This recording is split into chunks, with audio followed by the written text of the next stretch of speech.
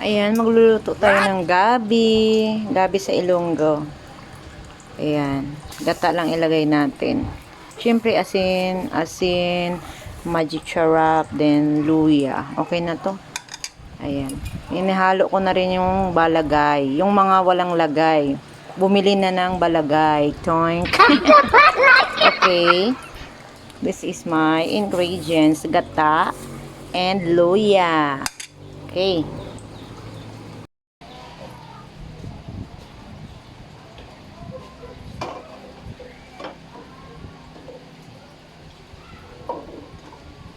Lagay na natin, pakuluan, wag haluin.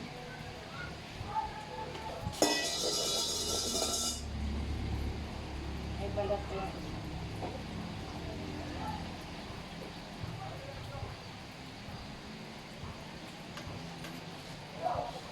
Mga Mariet Lods, ganito pala magluto ng gabi dito. Huwag nyo po haluin kung ayaw nyong mangati kayo o ayaw nyong makain yung gabi nyo.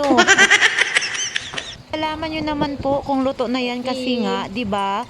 Mag-aawas na yan ng sabaw. So magdagdag lang tayo diyan ng 1.5 cup of water. Ay, nagkakape pala ako diyan mga Mari at Luz kasi parang masakit yung ulo ko, hindi pala ako nakapagkape nung umaga. So ayan, nalagay na natin lahat. Ilagay na po natin yung ating gata. Dalawang gata po yan. Fresh po yan. Niyog talaga yan. Pinabili ko sa nanay ko sa market kasi bumili siya ng kanyang mga paninda. Ayan. Pero talaga hindi ako nagluluto ng gabi na yan dito. Yung alam kong gabi na lutuin ay yung sa lutong Bicol.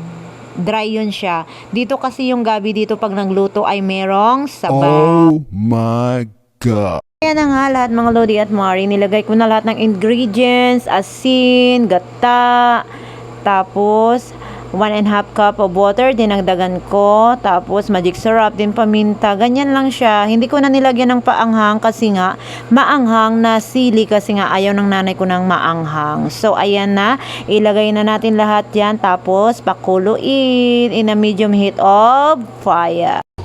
Tiis, wag haluin.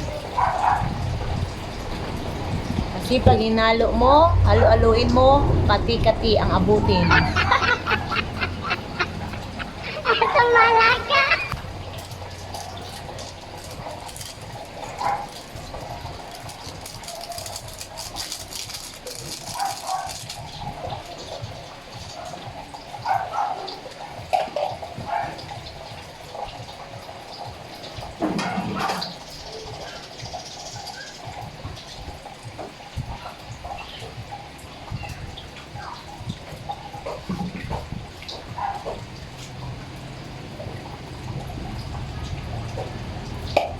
Dagdagan na lang natin yung milk.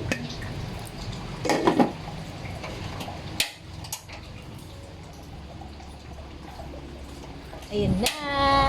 Ito na tayo.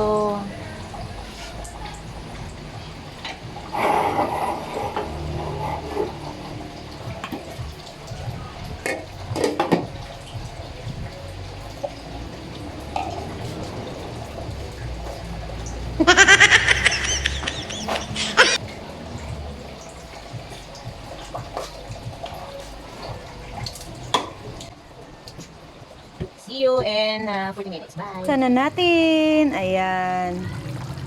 Ayan. Nakikita na ang manti-mantika niya.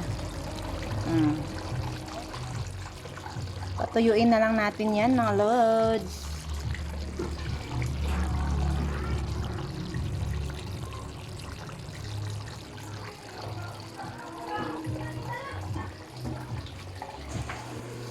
Ayan na, luto na mga Mari at Lods. Kain na po tayo. Ayan na po ang aming gabi na gata na may sabaw.